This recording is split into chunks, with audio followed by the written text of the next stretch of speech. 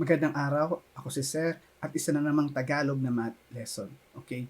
Sa video na ito, ang pag-uusapan natin ay tungkol sa absolute value. Kung ano nga ba ang absolute value at paano ito ginagawa o ginagamit. Okay. So, ano bang hinintay natin? Simulan na natin.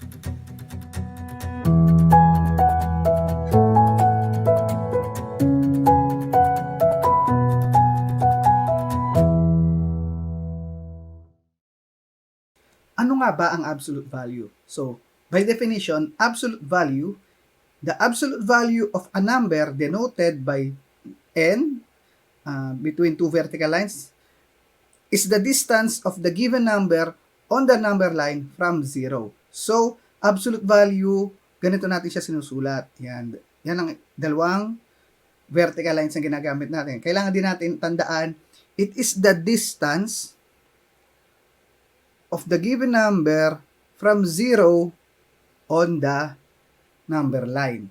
Distance siya ng given number from 0 on the number line. So, mas intindihin natin itong ating definition. I-dissect natin. So, taas ko lang.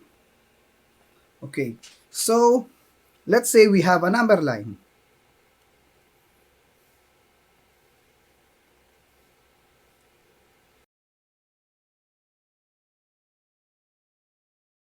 So, ito ang ating number line. So, we have positive sa kanan ng 0, ito yung mga positive, at negative, negative numbers sa kaliwa ng 0. So, when we say absolute value is or the distance, pag sinasabi natin distance mula sa 0, sabihin natin, gamitin natin example, kunyari, ang hinahanap natin ay absolute value of 5. So, nasan ba yung 5 sa ating number line? So, we have 5, ito yung 5.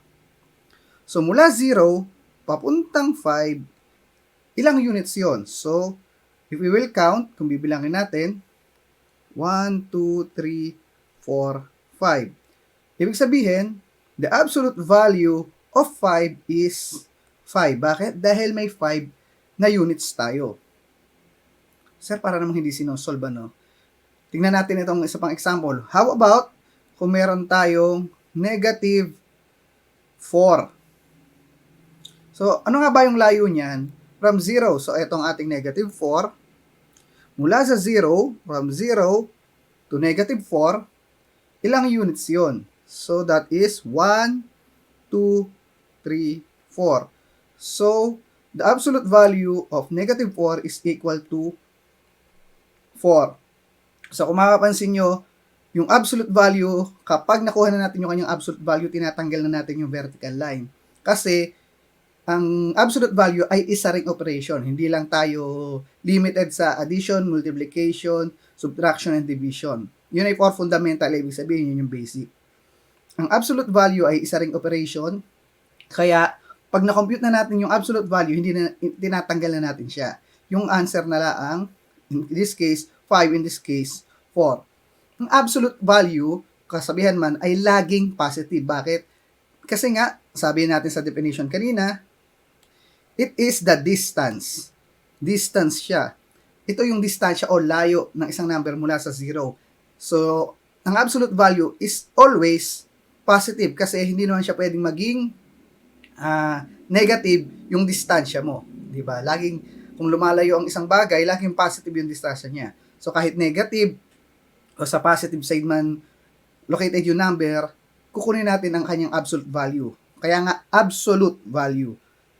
Yung kumbaga yung digit lang ang kinukuha natin, yung numerical digit lang. So, mabilisan, if we have negative 35, the absolute values, nagmukhang parenthesis, the absolute value of negative 35 is 35. If we have positive 4, the absolute value of positive 4 is 4. If we have the absolute value of negative 1,235, the absolute value of negative 1,235 is 1,235. So, kumbaga, ang shortcut dyan, tinatanggal lang natin yung sign niya. Kung positive man siya o negative, tatanggalin natin ang sign, kunin lang natin yung numerical values, at ayun na yung ating answer. Ganun lang kadali ang absolute value. Now, paano naman kung gagamitin natin siya sa operation? Okay.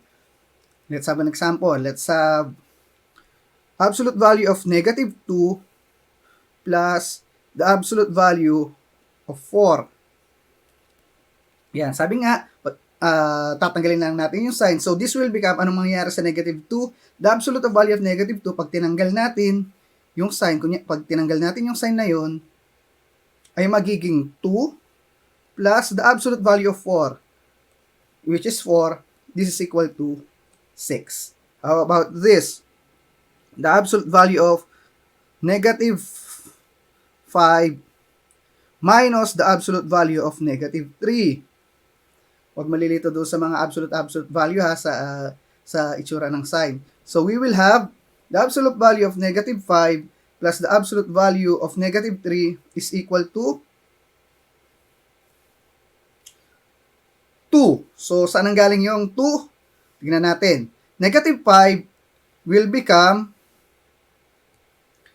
5 plus negative 3 the absolute value of negative 3 is 3. Minus pala ito. Balik tayo. Minus negative 3, the absolute value of negative 3 is equal to 3. 5 minus 3 is equal to 2. So, ganyan lang natin ginagamit siya. Kung mag-multiply man tayo, let's say, absolute value of negative 2, yan, mas lakihan natin para hindi siya magmukhang 1. Okay, habaan natin yung vertical line. Multiplied by the absolute value of negative 3, that is equal to 2 times 3, which is equal to 6. So, ganun lang yung paggamit natin ng absolute value. Addition, subtraction, multiplication, at maging sa division. Tinatanggal natin yung sign niya. Pero, how about we encounter this situation? This example. Tingnan natin itong ating sunod na example. What about meron tayong negative absolute value of negative 4? Sir, magiging 4 lang yan. 4 nga lang ba?